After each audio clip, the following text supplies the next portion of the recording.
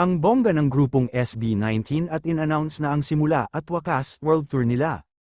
Sa Philippine Arena sa Bulacan ang kick-off concert ng grupo at ang Onesie Entertainment Company nila mismo ang co-producer ng Star Media Entertainment, Inc. ni MS, Ana Puno at Live Nation ni MS, Riza Pascual. Nang makachikahan nga namin si Ana, ikinwentong hawak niya ang USA, Canada, at Australia shows, kay Riza naman daw ang show sa Middle East, at ang Asia ay mismong ang kumpanya ng SB19 ang nangangasiwa.